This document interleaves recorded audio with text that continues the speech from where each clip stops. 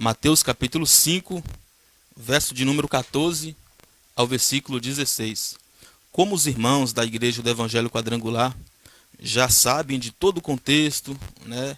Já estudaram várias quartas-feiras sobre o início aqui do capítulo 5, em consideração algumas pessoas que vão ter a oportunidade de ter acesso a esse ensino. Eu quero estar fazendo a leitura e em seguida a gente vai o capítulo 5 para que todos que estão nos ouvindo possam ter a compreensão do que a gente vai ministrar aqui essa noite. Se você abriu a sua Bíblia em Mateus capítulo 5, vá lá para o versículo 14, a gente vai fazer a leitura do versículo 14 ao versículo 16. Em seguida a gente ora e depois a gente faz então uma recapitulação, contextualizando aqui o capítulo 5. A gente então entra no texto, faz a exposição do versículo 14, 15 e 16, para a gente entender o que Jesus está dizendo aqui e como essas palavras se aplicam para o contexto em que a gente vive hoje. Façamos então a leitura do versículo 14 ao versículo 16 do capítulo 5 de Mateus. Você pode acompanhar aí na sua casa. Diz assim: Vós sois a luz do mundo. Não se pode esconder a cidade edificada sobre um monte, nem se acende uma candeia para colocá-la debaixo do alqueire, mas no velador, e alumia a todos que se encontram na casa. Assim brilhe também a vossa luz diante dos homens, para que vejam as vossas boas obras e glorifiquem a vosso Pai que está nos céus. Eu peço que você permaneça com a sua Bíblia aberta e feche por um instante os seus olhos para a gente orar pedindo direção a Deus para que Ele possa falar ao nosso coração de forma especial essa noite. Senhor, nós queremos mais uma vez render graças ao Teu nome. Nós queremos mais uma vez Te agradecer porque o Senhor é bom e a Tua misericórdia dura para sempre. Algo que nós iniciamos na igreja do Evangelho Quadrangular, onde pessoas começaram a ser abençoadas através desse ensino, e hoje o Senhor está nos dando a oportunidade de compartilhar esse ensino para mais pessoas. E em nome do Senhor Jesus nós queremos Te agradecer por isso, Pai, que o Senhor possa me usar para transmitir a Tua palavra, para ensinar a Tua palavra com fidelidade, em nome de Jesus. E na medida que o Senhor for me usando para ministrar a Tua palavra, que os corações, Pai, que os corações sejam atingidos por essa palavra e que essa palavra possa gerar frutos, que possamos entender essa noite, Pai, o que significa ser luz do mundo e como podemos ser luz diante desse mundo. Em nome de Jesus, nos ajuda, Pai, para a compreensão da Tua palavra e ser conosco para que possamos não apenas entendê-la, mas também colocá-la em prática em nome de Jesus. Com a sua Bíblia aberta, preste atenção aqui para mim. É importante que a partir de agora você preste bastante atenção, porque eu acredito que essa palavra vai falar muito ao seu coração. Nós lemos aqui 3 versículos, né, do capítulo 5 do Evangelho de Mateus, e esses 3 versículos, eles fazem parte de um sermão que foi pregado por Jesus, e esse sermão ele é conhecido como Sermão do Monte. O Sermão do Monte ele compreende aí o capítulo 5, capítulo 6 e o capítulo 7 do Evangelho de Mateus. Esse Sermão do Monte, ele é considerado como o maior sermão já pregado em toda a história da humanidade. Isso porque ele foi pregado pelo maior dos pregadores. Foi pregado por Jesus, aquele que é o Verbo vivo encarnado que desceu do céu, o Deus entre os homens. E Jesus, quando ele começa a pronunciar o seu sermão, ele vai então revelar o maior modelo de conduta para a vida de um cristão. É justamente aqui nesse sermão, capítulo 5, 6 e 7 de Mateus, que a gente vai encontrar o perfil de um verdadeiro cristão. A gente vai encontrar o perfil daqueles que de fato foram convertidos, daqueles que nasceram de novo, foram regenerados, daqueles que foram salvos e que já ingressaram no reino dos céus. É aqui que nós encontramos o perfil de um verdadeiro cristão. Jesus aqui do versículo 1 ao versículo 12 do capítulo 5 de Mateus, ele vai falar sobre 8 bem-aventuranças. E com base nessas 8 bem-aventuranças, ele vai traçar então as características de um verdadeiro salvo. Com base nessas 8 bem-aventuranças, ele vai falar como um cristão verdadeiro é na sua essência. um cristão verdadeiro, um verdadeiro salvo, o perfil de um verdadeiro cristão, ele tem qualidades espirituais, ele tem virtudes espirituais, que são as bem-aventuranças. São aquelas qualidades que o cristão recebeu no ato da sua conversão, no ato da sua regeneração. O Espírito Santo então confere à pessoa essas qualidades espirituais, essas virtudes espirituais que Jesus vai falar do versículo 1 ao versículo 12 do capítulo 5. E estas qualidades, estas virtudes espirituais, elas traçam o perfil daqueles que realmente foram salvos, daqueles que realmente nasceram de novo. Aqueles que foram salvos e nasceram de novo, eles são humildes, são mansos, são misericordiosos, têm fome e sede de justiça, eles são pacificadores, são qualidades espirituais, são virtudes espirituais, as bem-aventuranças, que do verso 1 ao verso 12, o nosso Senhor Jesus ele vai pronunciá-las para então descrever qual é o perfil de um verdadeiro cristão, para falar como um cristão verdadeiro é na sua essência. Então, a partir do versículo 13, Jesus, ele então agora, depois de ter falado sobre as bem-aventuranças, depois dele ter descrevido o perfil de um verdadeiro cristão, depois dele ter revelado como um cristão verdadeiro é na sua essência, a partir do versículo 13 ao versículo 16, Jesus então agora vai ensinar como um cristão verdadeiro manifesta aquilo que ele é diante do mundo, diante da sociedade ou no meio em que ele vive. E no versículo 13, a gente aprende que Jesus ele vai ensinar que um cristão verdadeiro, que um salvo, ele manifesta aquilo que ele é diante do mundo, sendo sal da terra. E o que é ser sal da terra? Ser sal da terra é possuir todas as bem-aventuranças, do verso 1 ao verso 12, do capítulo 5. Ser sal da terra é possuir todas as qualidades espirituais que o Espírito Santo conferiu no ato da conversão, no ato da regeneração. Então, ser sal da terra é possuir essas bem-aventuranças.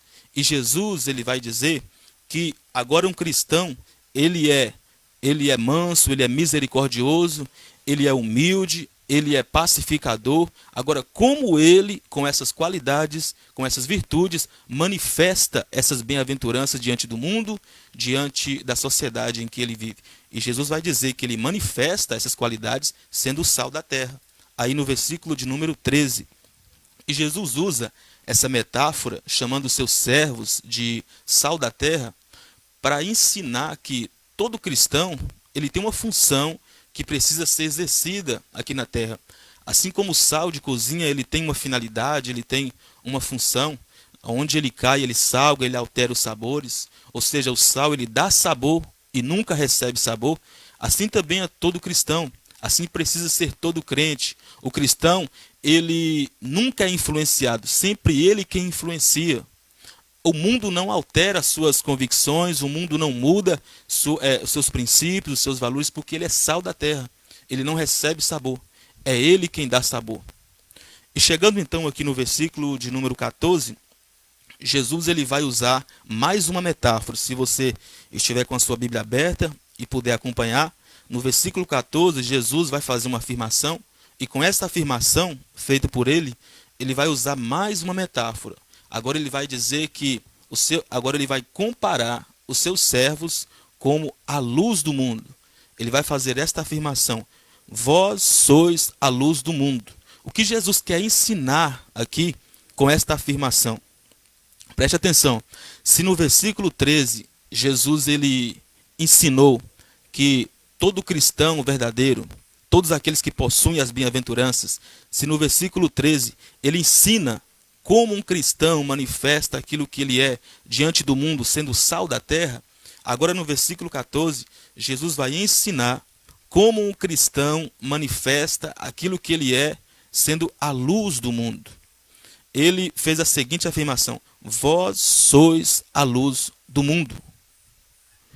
O que nós podemos começar a aprender com esta afirmação feita por Jesus? Vós sois a luz do mundo. Primeira coisa que a gente pode aprender com esta afirmação aqui de Jesus é o seguinte: quando ele faz esta afirmação, logo ele está revelando aqui algo sobre a condição do mundo, porque a função da luz é brilhar no escuro. A função, a finalidade da luz é dissipar as trevas, é dissipar a escuridão. Então, quando ele faz esta afirmação, dizendo, vós sois a luz do mundo, logo ele está dizendo que o mundo precisa de luz.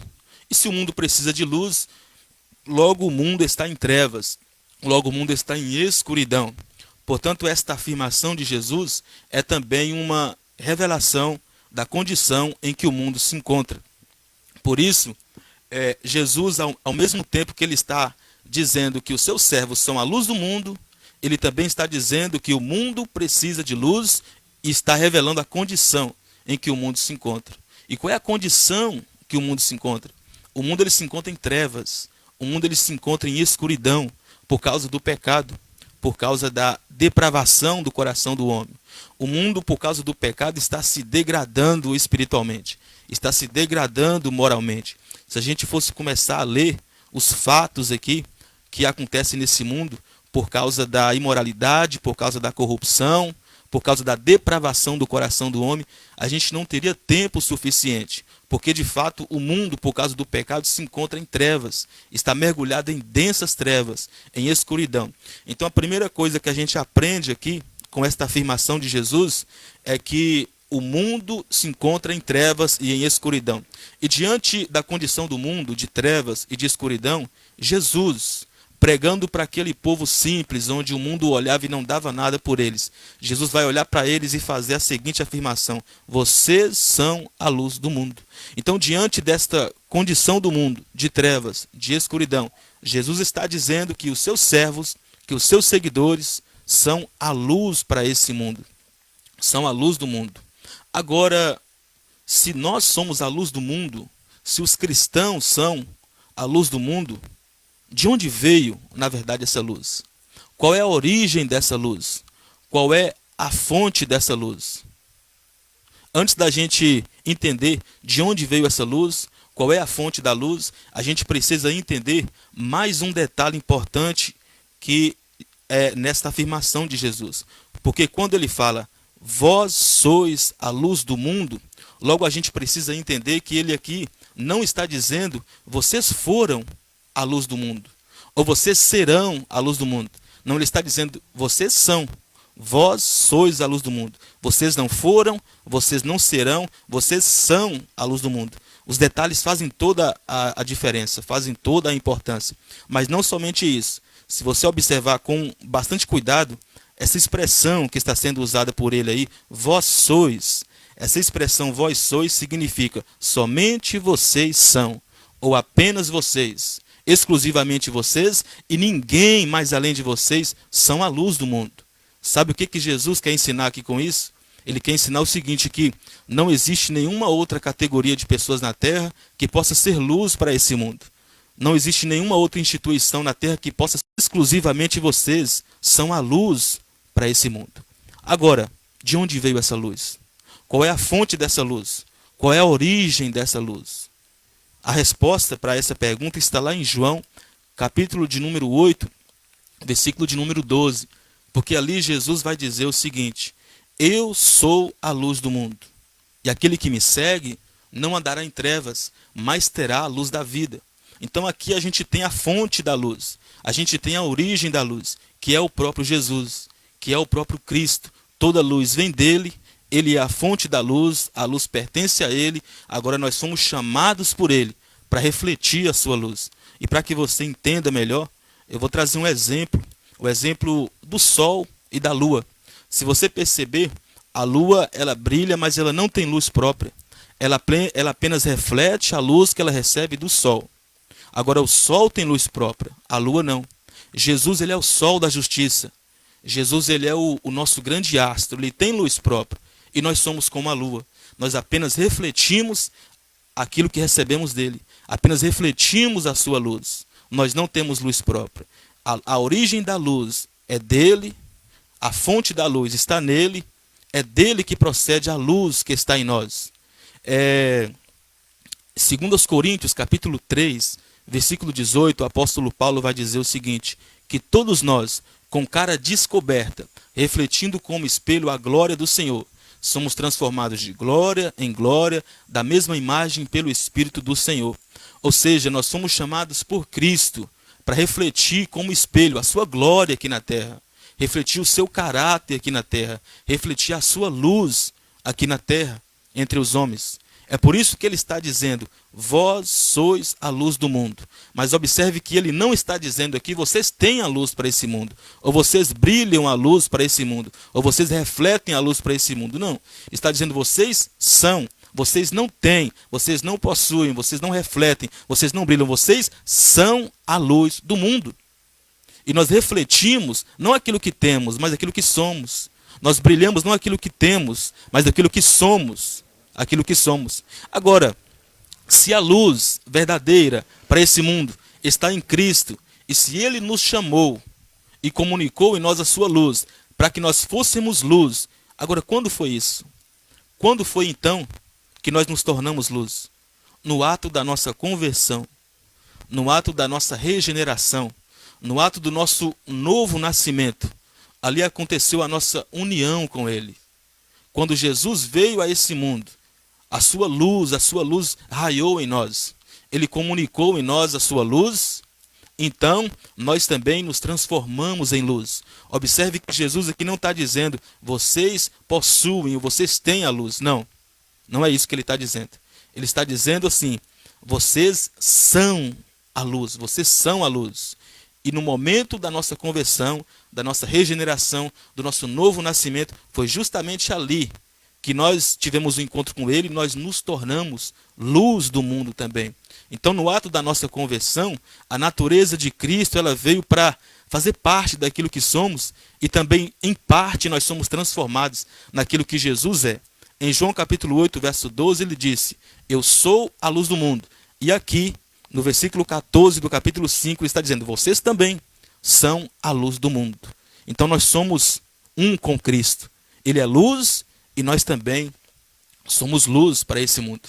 E isso é extraordinário, esta afirmação que ele está fazendo. Quando ele faz esta afirmação, ele não estava se referindo apenas aos seus 12 apóstolos. Quando ele faz esta afirmação, ele não estava se referindo apenas aos cristãos da sua época.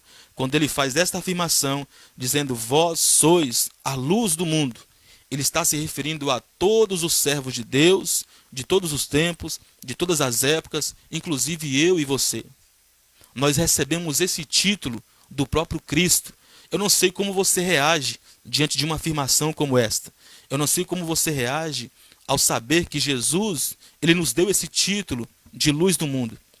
Isso deveria fazer eu e você levantar um pouco a cabeça, começar a pensar, a refletir sobre o quão notável é sermos cristãos nessa terra.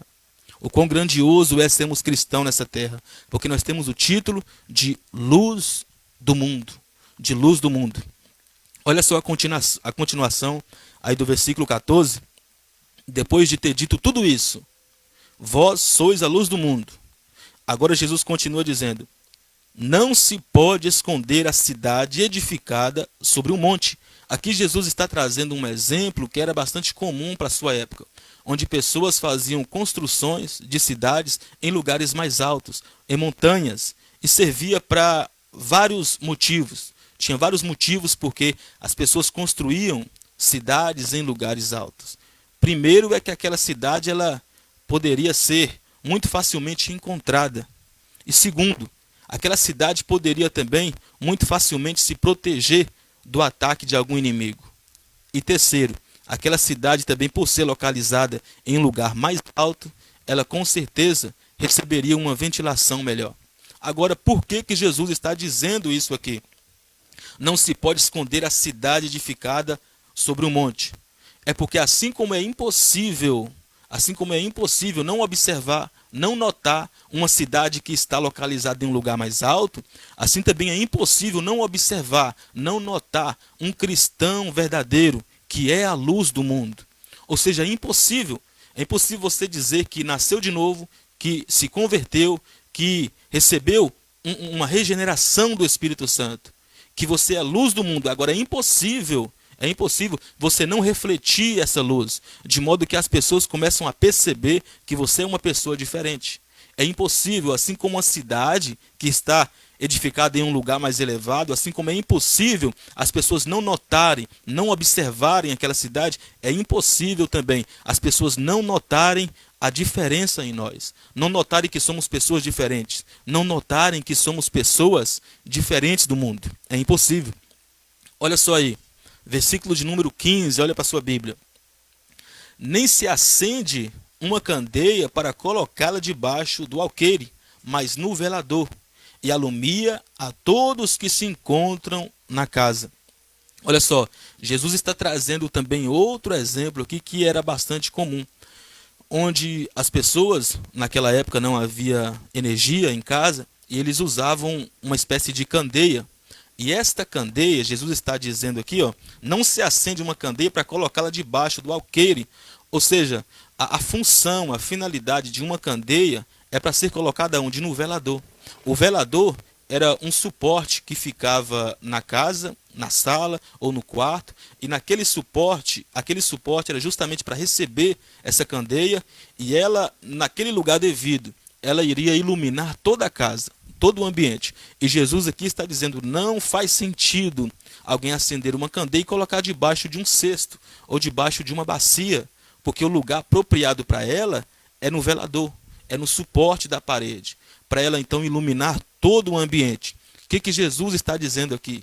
Jesus com isso ele ensina sobre o fato da gente ser luz para esse mundo, e a gente não faz sentido, assim como não faz sentido acender uma candeia e colocar debaixo de uma bacia, não faz sentido nós sermos luz para esse mundo, mas a gente não brilhar essa luz em nós, para a gente não refletir essa luz em nós.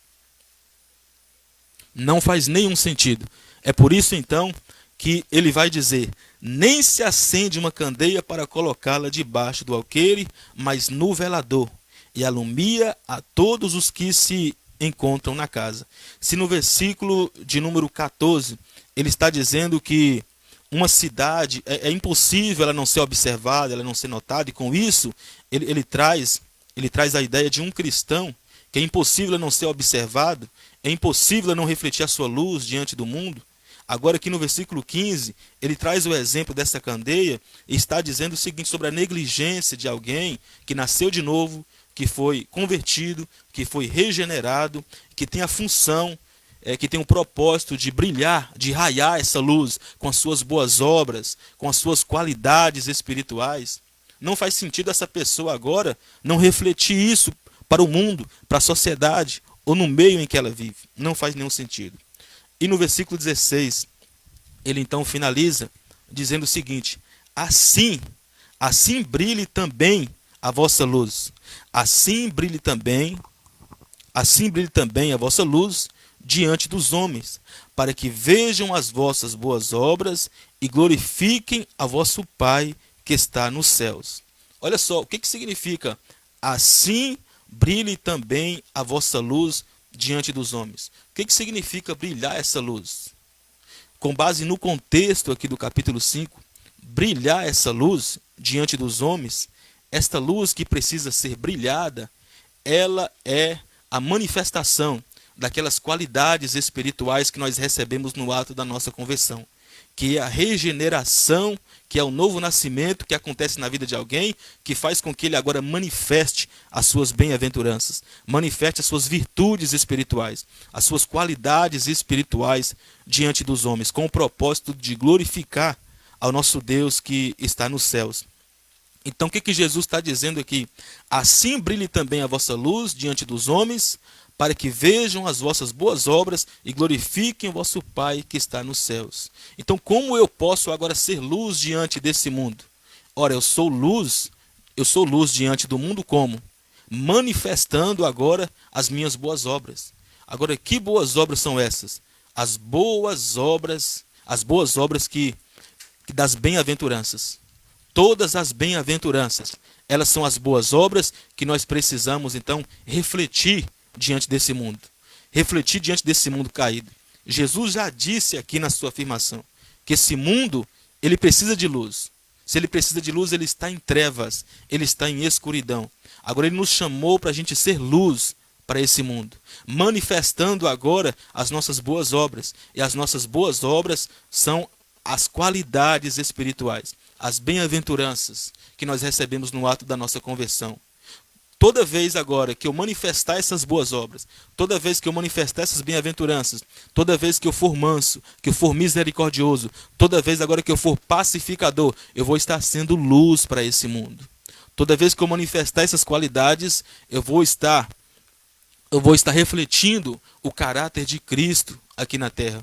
Porque todo esse sermão do monte, todo esse sermão ele reflete o perfil de Cristo. Ele reflete o caráter de Cristo. Então, toda vez que eu colocar em prática tudo que eu aprendo aqui nesse sermão, eu estou sendo luz para esse mundo. Eu estou refletindo o caráter de Cristo na terra. Eu estou refletindo a vontade de Deus aqui na terra. E tudo isso vai resultar em quê? Em glória para Deus. Porque os homens aqui, aquelas pessoas que ainda não glorificam a Deus, porque os ímpios não glorificam a Deus, agora eles vão passar a glorificar a Deus através da nossa vida, através do nosso bom caráter, através do nosso bom testemunho. Então, lá no seu colégio, lá no seu local de trabalho, lá no bairro onde você mora, na rua, independente do lugar, em qualquer lugar que seja, toda vez que você manifestar suas boas obras, toda vez que você for misericordioso, toda vez que você for pacificador, toda vez que você for manso, sempre que você manifestar essas qualidades, você vai estar sendo luz para esse mundo. As pessoas que estão em trevas vão observar, vão notar que você tem uma conduta diferente, que o seu perfil é diferente do perfil das pessoas do mundo. Então essas pessoas vão começar a glorificar a Deus, vão glorificar a Deus através da sua vida.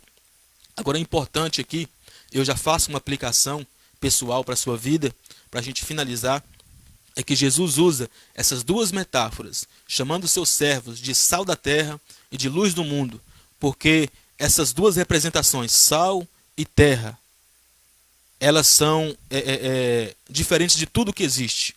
Nada se compara ao sal, nada também se compara à luz. São objetos distintos, são coisas distintas, nada se compara. Então, assim como o sal tem a sua finalidade, assim como a luz tem a sua finalidade, todo cristão tem uma finalidade aqui também na terra.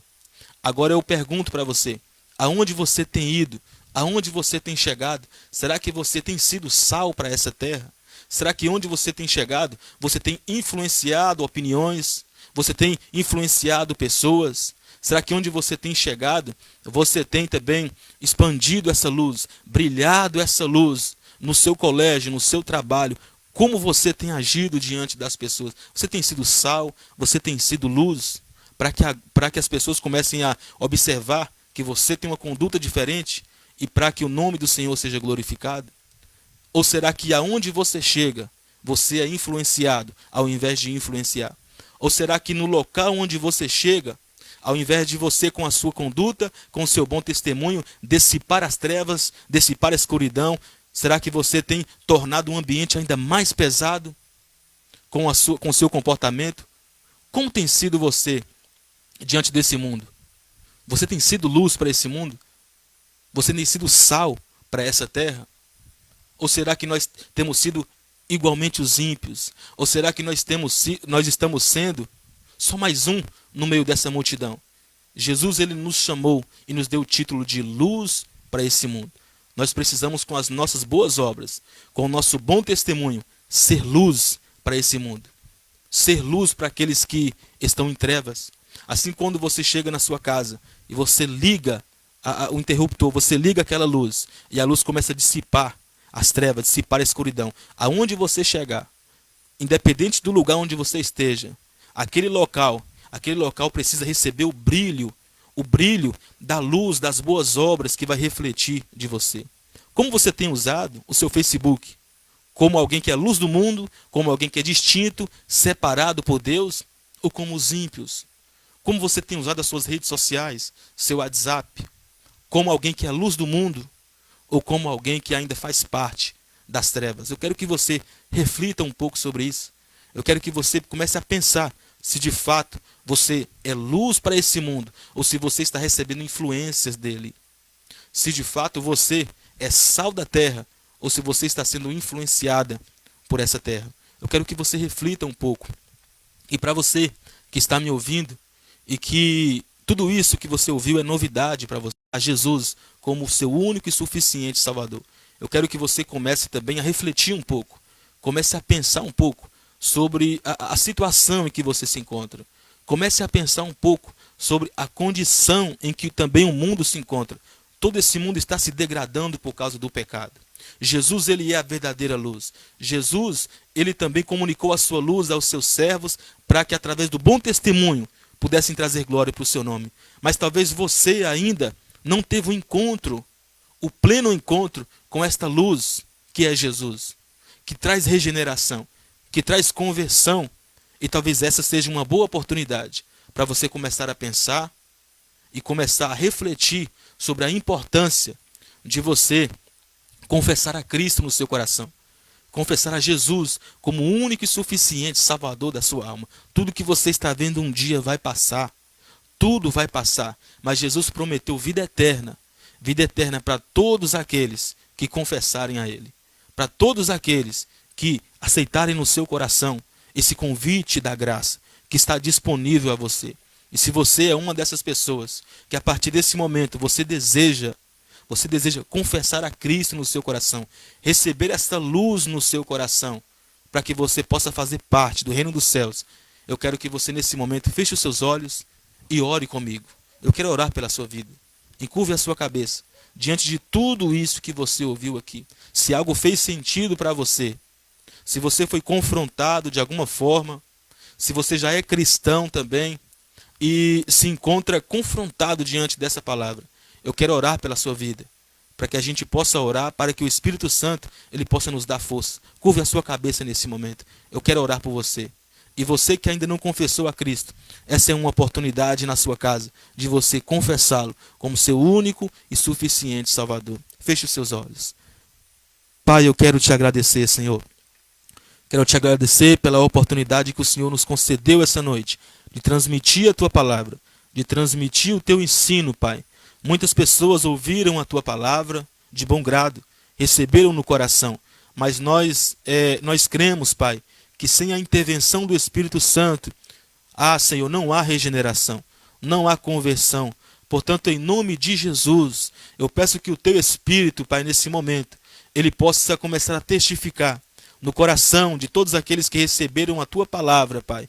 Possa trazer agora sentido, possa trazer agora, Pai, convicção, possa trazer agora clareza. Em nome de Jesus, nos ajude a ser luz para esse mundo, Pai, manifestando as nossas boas obras. Nos ajude, Pai, nos ajude a manifestar o seu caráter, a sua glória, Pai, aqui na terra, para que o seu nome seja glorificado. Em nome de Jesus, aonde essa pessoa estiver orando comigo, Pai, que a tua luz possa raiar no entendimento dessa pessoa, no coração dessa pessoa, Pai. Em nome do Senhor Jesus, eu te peço, Pai, que o Senhor possa estender as suas mãos aonde quer que essa pessoa esteja nesse momento, independente, Pai, independente da situação em que ela se encontra, que o teu Espírito possa repousar no coração dela, em nome de Jesus, operando, Pai, para regeneração, operando, Senhor, para um novo nascimento, em nome de Jesus, Pai, que o Senhor possa, a partir desse momento, Pai, estar indo de encontro também àqueles que oram comigo e que não têm força suficiente, Pai, para manifestar essas boas obras, não tem força suficiente, meu Pai, para refletir o seu caráter aqui na terra. Em nome de Jesus, Pai, que o teu Espírito, Pai, possa ir de encontro a essas pessoas, possa trazer esta chama ardendo novamente no coração. Em nome do Senhor Jesus é o que eu te peço, Pai. Edifica a tua igreja, Pai. Aviva a tua igreja, Senhor, para que possamos ser luz para esse mundo, para louvor e glória do seu nome. Eu oro, Pai, juntamente com os meus irmãos, crendo que o Senhor não somente irá ouvir a nossa oração, mas que o Senhor também irá atender, Pai, em nome de Jesus, para que nós possamos ser mais parecidos contigo nessa terra, para que os homens vejam as nossas boas obras e glorifiquem ao seu nome, porque o Senhor está nos céus e é digno de receber toda a honra, toda a glória, em nome de Jesus. Amém.